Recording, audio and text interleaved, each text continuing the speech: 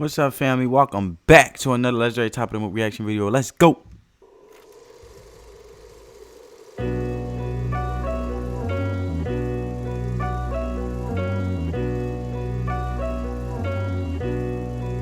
I'm loving the beat already, man. It's 11 seconds in.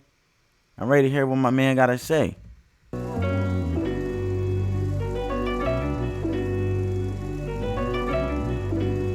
Violin joint, or piano, I should say. I like the piano vibe. I'm running through these numbers like an analyst. My life's a horror movie, I'm the protagonist. Oh, he said, I'm running through these lyrics like an analyst. My life a movie, I'm like the protagonist.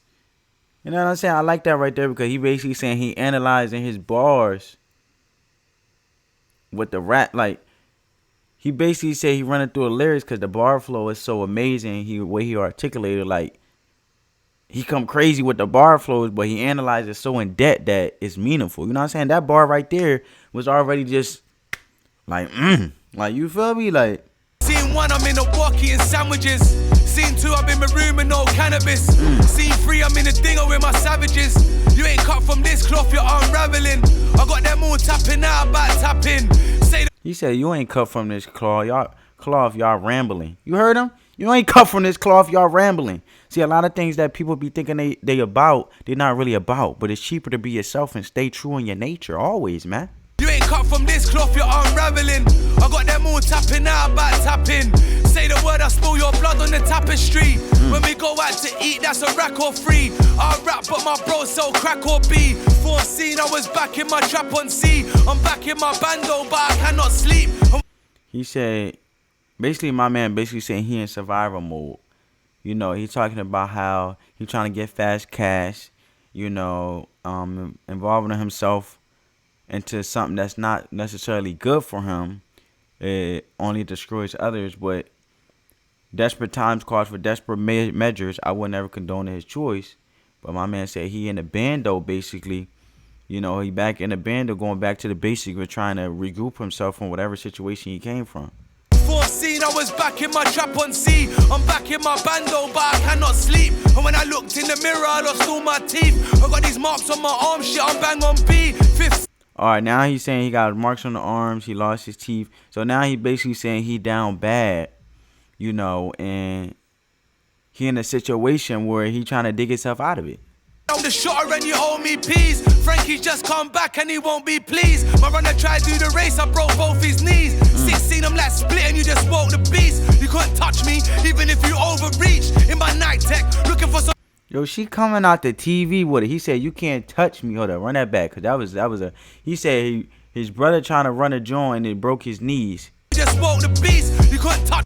Tried to do the race, I broke both his knees. 16, I'm like splitting, you just woke the beast. You couldn't touch me, even if you overreach. In my. He said, you couldn't touch me even if you overreach.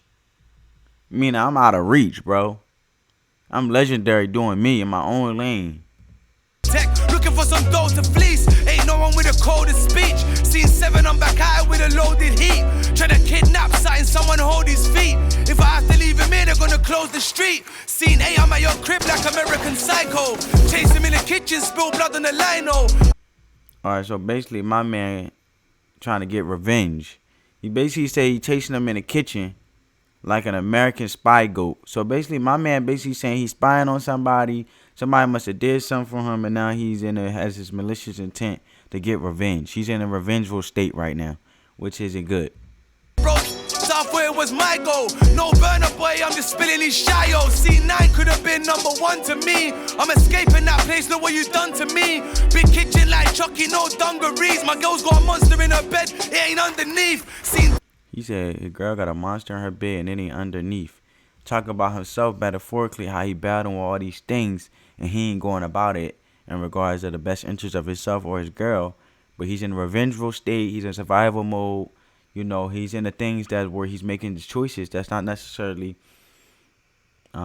positive. You know what I'm saying? But I'm possessed because I used to be poor. So every day something pick me up. oh, see that? It ain't underneath. Scene 10, I'm possessed because I used to be poor.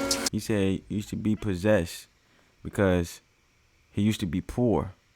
So he was trying to get it out the mud and he wanted to be successful so bad that he wasn't necessarily making the right choices, but out of desperation, he was just trying to do whatever to get out of his situation.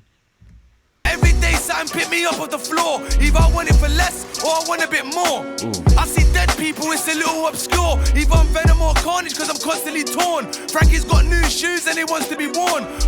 Alright, so he basically said, hold up. Either I want it for less or I want a bit more.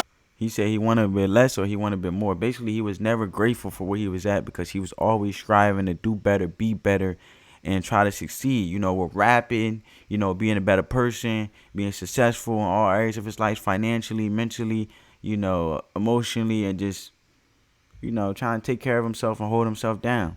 I see dead people, it's a little obscure. Either I'm venom or carnage cause I'm constantly torn. He said he see dead people. So basically, I feel like he metaphorically meaning he having flashbacks of his past, even though in the present time he evolved from the decisions that might have necessarily not been good to him or the loved ones around him, but he overcame that to do something good, such as rapping. But the flashbacks still pop up from his past, haunting him in a way where even when he rapping it on tour, it just hits him. New shoes and it wants to be worn. My lifestyle's insidious, it left me deformed. Fuck prison reform, I don't wanna conform. I know 10 toes down, I know weather the storm. I know soaking man down, but you wish it was corn. With my two hands, making wish you never was born. Or like Ned Stark, I make you feel the edge of my sword. I'm pressing record, you're already dead in my force. Oh, he said, hold up. That bar flow was nasty. I know soaking man down, but you wish it was corn. With my two hands, making wish you never was. Did he say suck his man down and wish he was corn? With my two eyes, what? For the storm, I know soaking man down, but you wish it was corn. With my two hands, making wish you never was born. Or like Ned Stark, two eyes, wish he never was born. You feel the edge of my sword, I'm pressing. Hold up. My two hands, making wish you never was born. Or like Ned Stark, I make you feel the edge of my sword. He said two eyes, he said make him wish he was never born. He like Ned Stark, like the edge of his sword. He pressing record. Bro, don't tell me that wasn't legendary. Two eyes, wish he was never born. Basically, he's saying my presence alone make people feel regretful for the decisions they make because of the success that I came from. Now, that's just what I'm getting from it. Or he could just been like the two eyes made somebody just nervous in their present and they ain't want no parts of them. You know what I'm saying? And then turn around, he said he like North Stalker, whoever that is, like with the edge of his sword. Comment down below, family, who that is when he talking about the edge of his sword. And then he said, I'm pressing record. So I feel like he basically meaning like I'm still moving forward. I'm still evolving in my own lane. Record, you're already dead in my force. They gon' find you with their dogs on some leisurely walks. What I'm bringing to the table, it could never be bought. Even though I know I'm rich and I'm 74. Ooh, he said what I brought to the table, I know it never could be brought. Even though I'm rich and I'm 74. Meaning the value that he bring uniquely to the purpose aligned with him and himself. And the mission that he has been set out for himself that he achieved along with his rap career, which is his purpose, his passion, you know, being successful in the rap industry, you know, impacting individuals with his bar flow, heartfelt songs, past, songs talking about his past, his storylines and all that. He basically saying the value that I bring is irreplaceable because it uniquely ties to me and my story. Closing scene, I'm dressed in all black, but they know it's me. Staking in his heart like Constantine. Then I went and had a chat with a conscious fiend. He said you're still trapped subconsciously. Selling all this Charlie, they want bronze. Oh, see? Just fiend. He said you're still trapped subconsciously. Selling all this Charlie, they want bronze and me. He said, they say I still trapped subconsciously. Selling all this Charlie. Hold up, selling all this Charlie, what? He said you're still trapped subconsciously. Selling all this Charlie, they want bronze and me. They want bronze and me. I get what he's saying now. Basically, in translation, he's saying he out in the streets, doing a thing that's not necessarily best for the people, trying to get quick cash. That's what he did in the past. But subconsciously, it's still that chase of having a fast money. And wanting, fast money and wanting it now, that instant gratification, that things happen overnight concept. He still feel like he in that mind state, even though he already dug himself out of those desperate times to not only make better decisions rapping and being impactful, was then wouldn't put himself in danger to his loved ones, but he still mentally feel like he there, even though he's rapping now and he's been very successful in the rap industry, and but he still has that fear of his past catching up with him. So he in that survival mode, constantly looking over his shoulders. You feel me? Even in the rap industry, even though he not doing the things he once did in his past, wasn't so good, he condoning. Even though he's condoning better behavior, making better decisions as a businessman and doing business the right way, he still has that, you could say, like, trauma.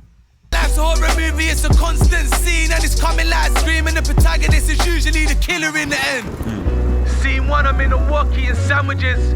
Scene 2, I'm in my room with no cannabis. Scene 3, I'm in a dinger with my savages. 4th scene, I was back in my trap on C. 5th scene, I'm the shutter and you owe me peas. 6th scene. Oh, so now he's going through the scenes of life in regards to his story of all the things that have been traumatic to him, along with the being poor and the desperation and the survival mode and getting it out the mud and making the best out of all the resources and the things that was around him, and some of the things that may influence him, which he was only exposed to, that he made the best out of. Split and you just spoke the beast. Scene 7, I'm back out with a loaded heat. Scene 8, I'm at your crib like American Psycho. Scene 9 should have been number 1 to me. Scene 10, I'm possessed cause I used to be poor. Closing scene, I'm dressed in all black but they know it's me. I stake him in his heart like Constantine. Then I went and had a chat with a conscious fiend. He said you're still trapped subconsciously. And then he's sleeping, but his past is still haunting him. That's why the woman was coming out the TV. But the visuals, I love how the visuals align with his message along with his story. You know what I'm saying? The artistry along with the artistry aligned with the scenery. That's what makes Payper so amazing, because his messages are so realistic, let alone his scenery, and what he does makes you more conscious of what he's trying to get across, rather whatever message he's trying to get across in his music. You feel what I'm saying, family? And that's amazing. You know what I'm saying? That's amazing. That's legendary. On that note, family, I hope you guys enjoyed the video. I hope you guys are having a positive day. Always let the love supersede the hate. Spread that peace, love, and positivity. Give this video a big thumbs up, man. Scratch that YouTube algorithm. It's totally free. And on that note, family, peace.